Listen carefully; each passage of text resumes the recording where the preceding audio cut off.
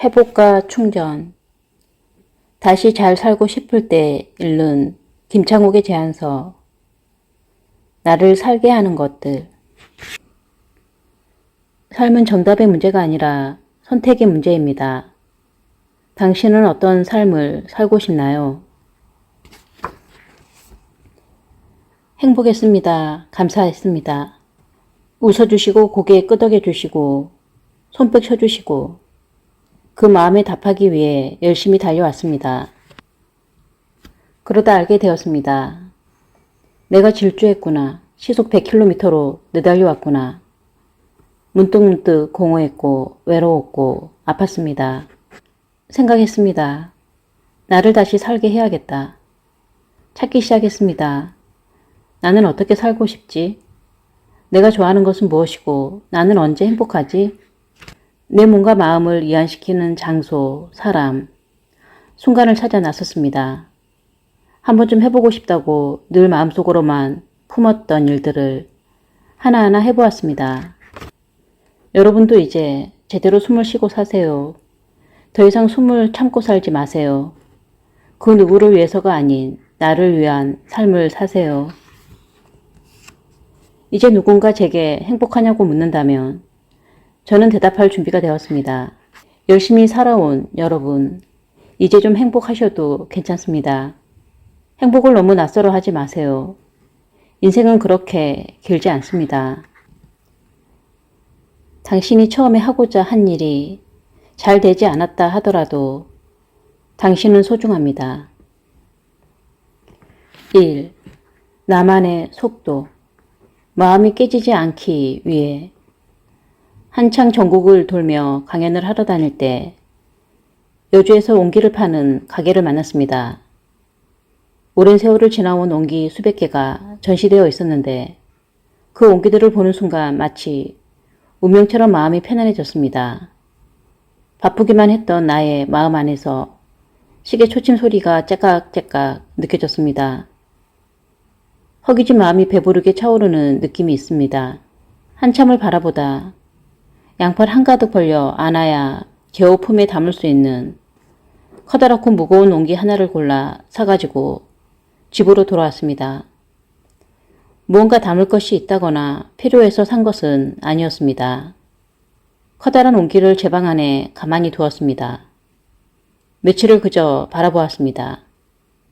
그러다 옹기 안에 물을 채우고 금붕어 몇 마리를 구해 넣어두었습니다. 67마리 금붕어는 옹기 안에서 잘 살았습니다. 하루 일정을 마치고 집으로 돌아오면 늦은 밤일 때가 허다했고 지방에 다녀오는 날이면 새벽 1~2시에 귀가하는 것은 예산일이었습니다. 피곤한 몸과 마음을 끌고 집에 돌아와 저는 꼭 그 용기를 가만히 바라보는 시간을 가졌습니다. 그저 좋았습니다. 바라보는 것이, 그것이 저에겐 쉼이었습니다. 일을 마치고 돌아와 방문을 열어 묵직하게 자리를 지키고 있는 옹기를 바라보는 것. 그것이 제 하루 일과의 마무리였습니다. 이렇게 마음속에 옹기라는 물건이 들어온 후 제주에서 화산토로 직접 옹기를 구워볼 기회가 생겼습니다. 흙을 푸고 흙 속의 이물질을 제거하고 그 흙으로 옹기를 굽는 노동을 직접 해보았습니다. 흙을 반죽하고 물레를 돌려 모양을 만들고 가마에 넣을 장작을 패는 것까지 모든 과정을 겪어보며 우리 인간의 삶과 옹기가 참 많이 비슷하다는 생각을 하게 되었습니다. 옹기를 가마에 넣기 전에 말리는 과정이 필요합니다. 바로 가마에 넣지 않고 일주일 정도 잘 말려서 넣습니다. 그런데 겉은 잘 마르는데 속은 잘 마르지 않습니다. 그래서 따뜻한 전구를 하나 옹기 안에 넣어둡니다. 빛의 따뜻함으로 안쪽도 골고루 말리는 것이죠. 그래야 비로소 섭씨 1000도가 넘는 뜨거운 가마 안에 넣고 구울 수 있게 됩니다. 습기를 머금고 있는 옹기를 바로 가마에 넣으면 강한 온도를 견디지 못하고 깨져버리기 때문입니다. 또는 금이 가거나 아예 녹아버립니다. 우리 사는 일도 그렇습니다. 가마 속 뜨거운 불꽃처럼 때때로 삶이 나를 태워 없애버릴 것만 같은 시기가 있습니다. 고통, 고난, 훈련, 시련과 같은 어려운 시기가 찾아옵니다. 힘들게 공부하고, 힘들게 돈을 벌고, 힘들게 관계를 유지하고, 내 의지와는 상관없이 찾아오는 삶의 고된 순간들이 있습니다. 그럴 때 우리는 오히려 단단한 온기가 될 수 있습니다. 고난은 인간을 단련시켜주기도 하니까요. 그런데 우리 마음의 상처, 열등감, 삐뚤어진 마음, 우울, 건강하지 못한 자존심 등 온갖 습한 마음들이 자리 잡고 있으면 강한 불을 견디지 못하고 그만 깨지고 찢기고 터지고 맙니다. 습한 마음을 별 좋은 양지에서 잘 말리지 않으면 이전에는 견딜 수 없었던 똑같은 온도의 불꽃 안에서도 쉽게 깨질 수 있습니다. 온기가 깨지는 또 다른 이유는 당연하게도 불이 너무 센 경우입니다. 온기가 견딜 수 있는 온도를 넘어설 때입니다. 밖에서 가마 안을 들여다보면 온도를 체크할 수 있는 표식이 있습니다. 5개 정도의 작은 진흙을 통에 꽂아놓고 진흙이 하나씩 쓰러지면 가마가 몇 도인지 체크할 수 있습니다. 우리도 내가 어느 선까지 버틸 수 있는지, 어느 선까지 괜찮은지 내 한계선을 알아야 합니다. 일을 하고 목표를 세워 도전을 하고 사람들과 관계를 맺는 과정에서 스트레스와 압박을 받는 자신을 살펴야 합니다. 안전한 상태와 위험한 상태를 감지할 수 있는 체크포인트를 두고 중간중간 나의 한계선을 살펴야 합니다. 그것을 모른 척 방치하면 어느 순간 나 자신이 깨지거나 관계가 붕괴될 수 있습니다. 마지막으로 온기가 깨지는 또 다른 상황이 있습니다. 1000도가 넘는 온도에서 구워진 온기를 가마에서 서둘러 꺼내면 외부와의 급격한 온도 차이로 인해 온기가 깨지고 맙니다. 가마의 불이 꺼졌다 해도 700도, 300도, 100도, 50도 이렇게 차차 온도가 충분히 떨어질 때까지 가마 안에 온기를 두고 2, 3일 정도 기다립니다. 우리도 그런 실수를 하곤 합니다. 너무 뜨거워 견디기 힘든 상황이 찾아왔을 때 얼른 그 상황에서 벗어나고자 노력합니다. 슬픔, 절망, 어려움, 고통 속에서 빨리 벗어나려고 발버둥을 칩니다. 준비한 시험에서 자꾸 떨어지거나 버려놓은 일이 잘 되지 않거나 관계 속에서 생채기를 잊거나 직장 안에서 위기가 찾아오거나 그럴 때 우리는 서서히 회복하려고 마음을 먹어야 합니다.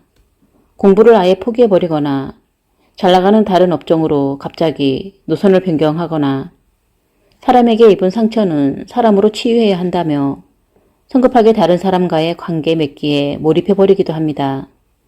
그렇다고 과연 상황이 나아질까요?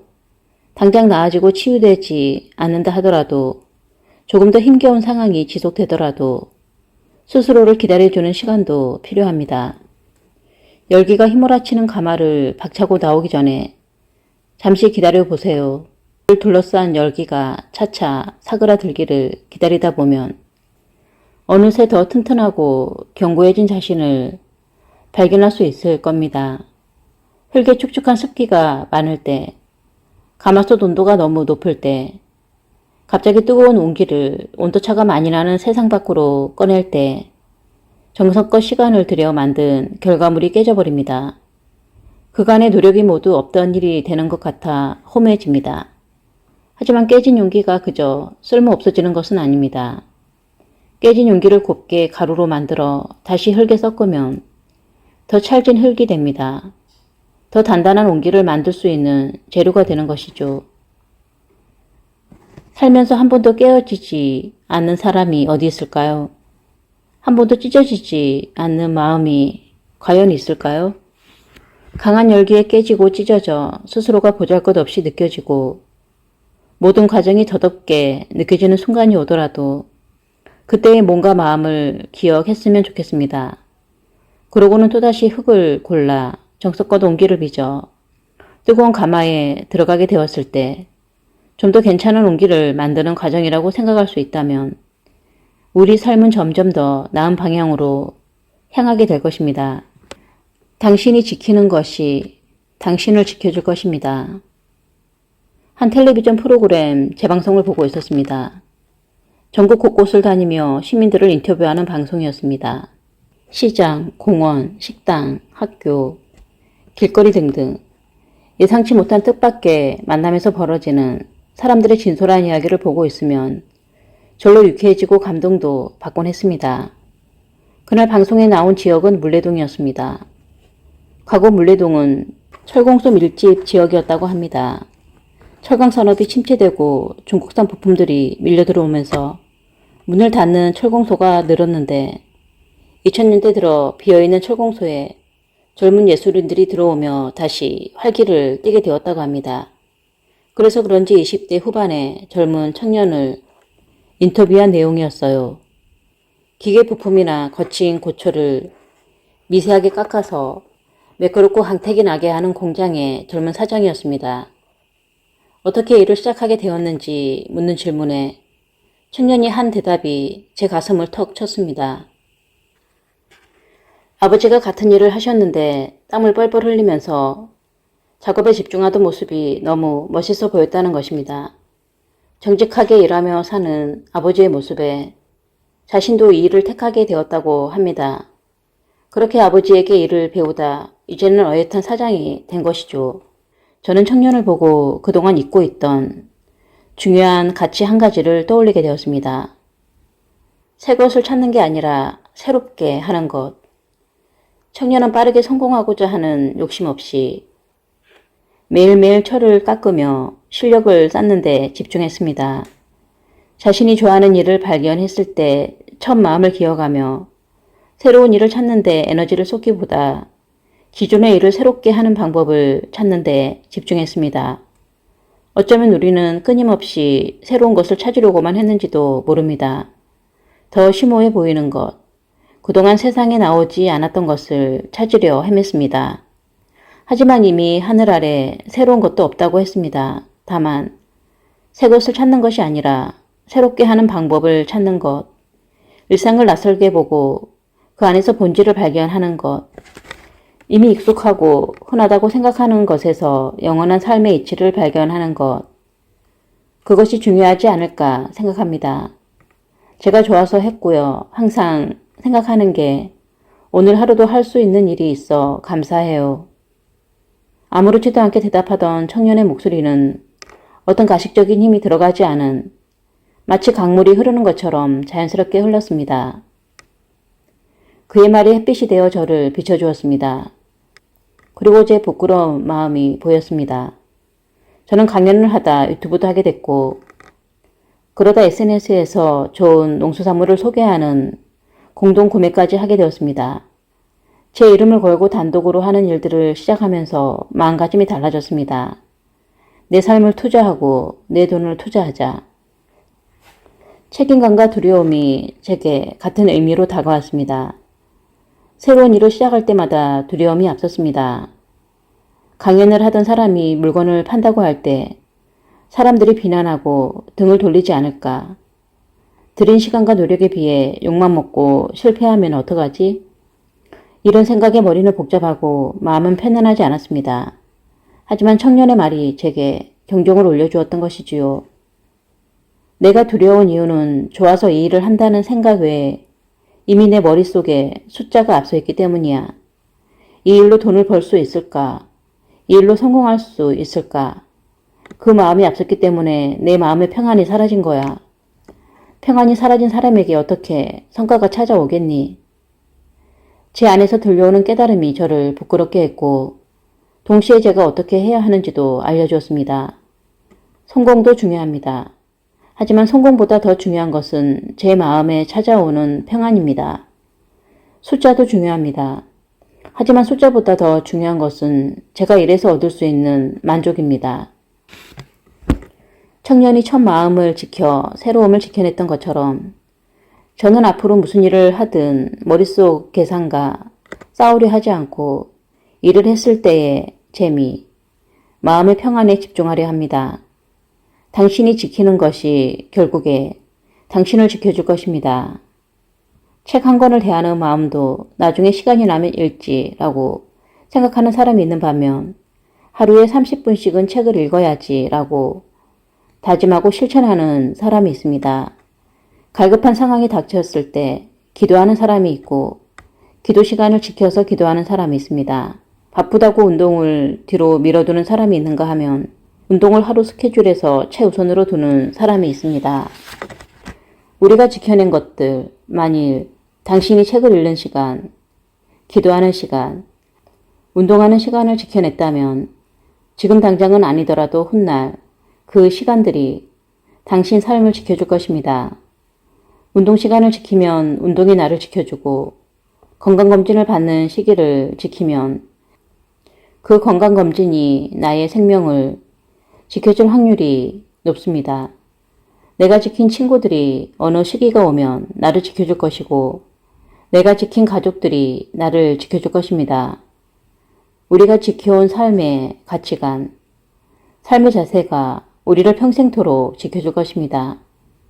그러니 우리가 가치 있다고 느끼는 것을 지켜나가는 삶을 사세요. 꽤 맛있는 삶이 될 것입니다. 우리가 커피를 마시는 진짜 이유.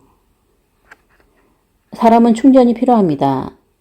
취미생활을 하는 시간일 수도 있고 잠을 자는 시간일 수도 있고 드라마나 영화를 보는 시간일 수도 있습니다. 사람들은 누구나 저마다의 방식으로 충전이 필요합니다. 그래야 살 수 있습니다. 주변을 둘러보면 커피를 마시지 않는 사람이 거의 없는 것 같습니다. 출근하면서 한 잔 마시고 점심 먹고 한 잔 마시고 퇴근 전에 또 한 잔을 마시는 직장인도 많습니다. 그들에게 커피를 마시는 행위와 시간이 곧 충전이라는 생각이 들었습니다. 여기저기 생기는 카페들과 그곳에서 커피의 향과 맛을 찾는 사람들, 그런 커피를 저는 최근에서야 조금씩 마시기 시작했습니다. 그동안 사람들로부터 왜 커피를 마시지 않느냐는 이야기를 자주 들었습니다. 업무 미팅을 할 때나 지인을 만날 때 커피를 마시지 않는다고 하면 다들 한마디씩 물으며 궁금해합니다. 카페인이 안 맞는 체질이냐, 커피 맛을 모르느냐, 속이 안 좋으냐. 예전에는 그런 질문을 받으면 나름의 핑계를 대거나 화제를 돌리며 넘겼는데 최근에는 정말 나는 왜 커피를 마시지 않지? 라는 질문을 스스로 해보았습니다. 커피를 마시지 않는 이렇다 할 특별한 이유가 없었기 때문입니다. 가만 생각해보니 어렸을 적부터 저에게 커피는 술이나 담배같이 몸에 좋지 않은 식품이라는 인식이 있었습니다.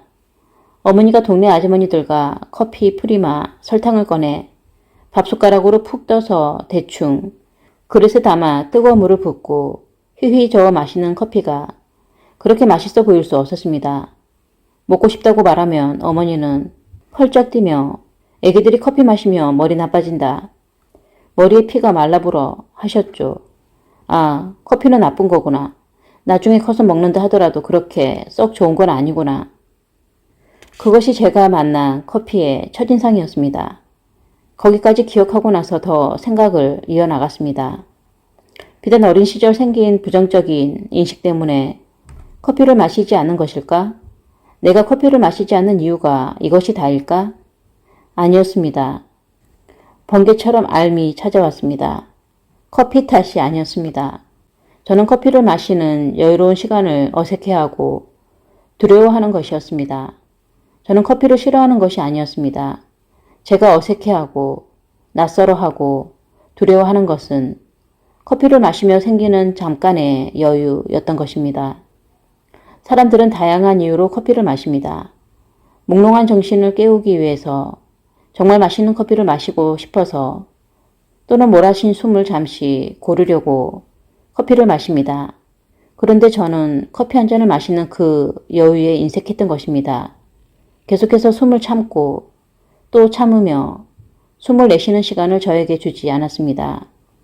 일상을 지키는 일, 직장 생활을 하는 일, 인간관계를 맺는 일을 하며 인내도 해야 하고 평정심도 유지해야 합니다.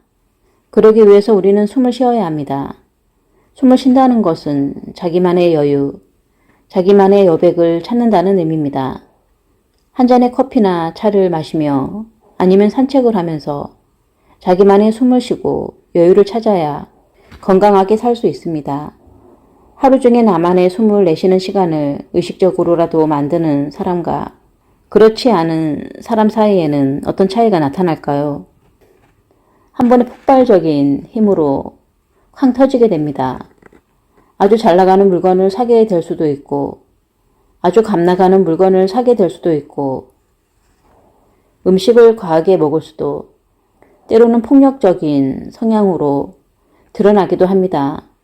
한 번에 강한 쾌락을 얻을 수 있는 보상을 원합니다. 반면 중간중간 자신만의 커피를 찾는 사람은 몸뿐만 아니라 정신이 이완됩니다. 커피 이야기를 하고 있지만 여기서 말하는 커피는 마시는 음료만이 아니라 한 잔의 여유를 의미합니다. 편안하게 자신의 숨을 쉬고 삶의 틈을 찾는 것. 자동차로 치면 충격 완화 장치가 매우 좋은 것이지요. 그런 차는 잘 닦인 도로를 달릴 때는 물론이고 비포장 도로도 어렵지 않게 지나갈 수 있는 힘을 가지고 있습니다. 살면서 잘 닦인 길만 갈 수는 없으니까요. 울퉁불퉁한 길을 만날 수 있지만 그때 우리 마음에 여유가 있다면 어렵지 않게 그 길을 건너며 새로운 풍경을 발견할 수도 있습니다. 내 몸과 마음을 이완시키는 장소나 사람 또는 어떠한 순간들을 찾아보세요. 깊은 숨을 내려놓게 하는 무언가를 발견해 그것을 반복하다 보면 힘든 일이 닥치더라도 우선 자신을 다독일 여유를 챙길 줄 압니다. 또 하나 중요한 것은 숨이 턱끝에 찰 때까지 기다리지 말고 숨이 다 차기 전에 나만의 커피를 찾으시길 추천합니다. 배터리도 완전히 방전이 되고 충전을 하면 성능이 빠르게 떨어진다고 하죠. 방전이 되지 않았을 때 30%, 40% 남았을 때 충전하는 것이 배터리를 오래 사용하는 팁입니다. 사람도 비슷합니다.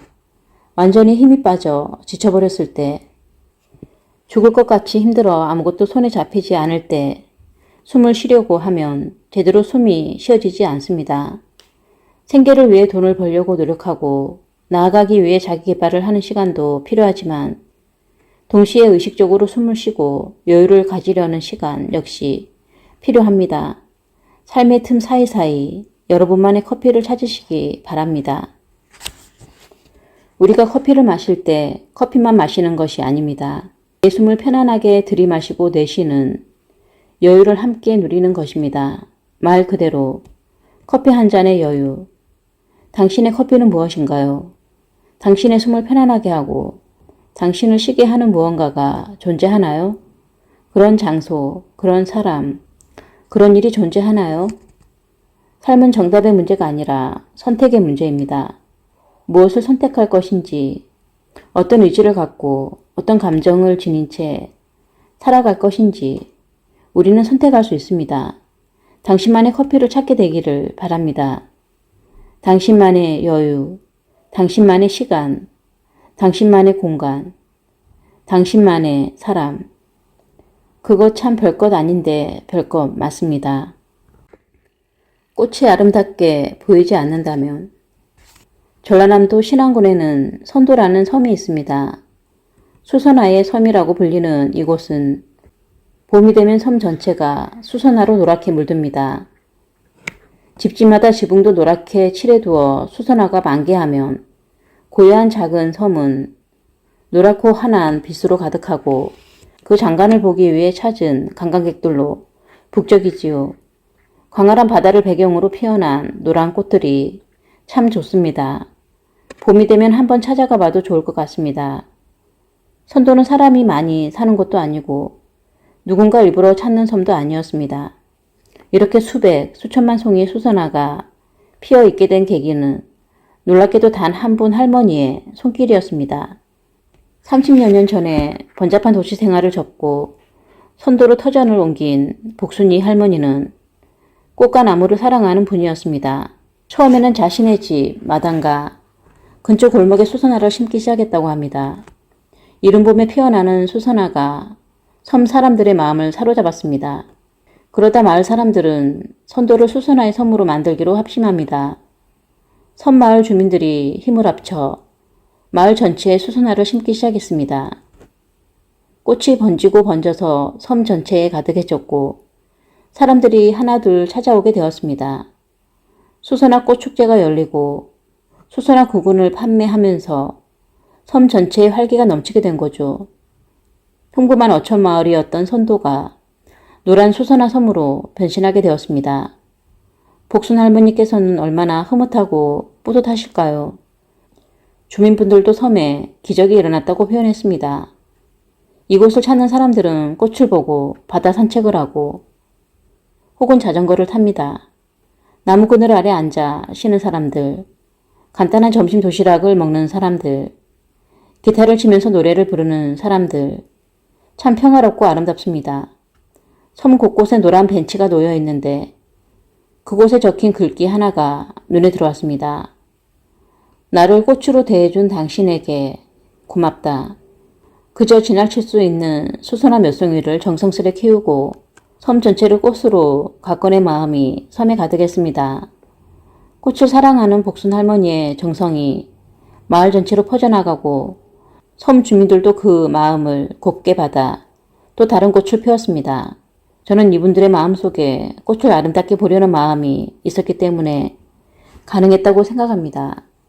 그리고 꽃의 아름다움을 선물로 받아들일 수 있는 관광객들의 마음까지 합쳐졌기 때문인 것 같아요. 꽃이 아름다울 때는 언제일까요? 바로 내 안에 꽃이 있을 때입니다. 평소에는 무심하게 지나치던 꽃을 바라보고 아름답다, 너무 예쁘지 않아? 라고 감탄하는 사람들의 마음속엔 이미 꽃이 들어 앉아 있습니다. 마음 안에 있는 것이 밖으로 선명하게 드러나 보이는 것이지요. 사람은 자기 안에 있는 것만 볼 수 있습니다. 자신이 사랑하는 것이 보이고, 자신이 아는 것이 보이고, 자신이 관심 있는 것이 보입니다. 신발을 좋아하는 사람은 길을 걷다가도 사람들의 신발만 보고, 자동차를 좋아하는 사람은 거리의 차들만 보게 되는 것처럼 말이죠. 반대로 관심이 없다면 그 사람의 시선에는 중요하게 들어오지 않습니다. 당신 안에는 어떤 꽃이 피어 있나요? 선도에 피어 있는 수선화의 종류만 90여 종이라고 합니다. 수선화라고 이름 불리는 꽃 하나에도 그렇게 많은 종류가 있는데 이 세상에 존재하는 꽃들은 또 얼마나 다양할까요? 세상에 온갖 다양한 꽃이 있는 것처럼 온갖 다양한 삶이 있습니다. 그러니 내 안에 어떤 꽃이 피어 있는지 알고 싶다면 이 꽃밭, 저 꽃밭 많이 기웃거려 보십시오. 무언가를 좋아하고 사랑하는 마음은 그것을 경험해 보기 전까지는 정확히 알 수 없습니다. 향도 맡아보고 만져도 보고 함께 시간도 보내다 보면 내 안에 필 줄 몰랐던 꽃이 어느새 만발해 있는 걸 발견하게 될 것입니다. 내 안의 꽃들을 하나둘씩 잘 가꾸다 보면 언젠가 그 꽃을 보러 하나둘 사람들이 다가올지도 모릅니다. 작은 마당에 수선화를 심었던 복순 할머니의 정성이 온 섬을 물들여 사람들이 모여든 것처럼요.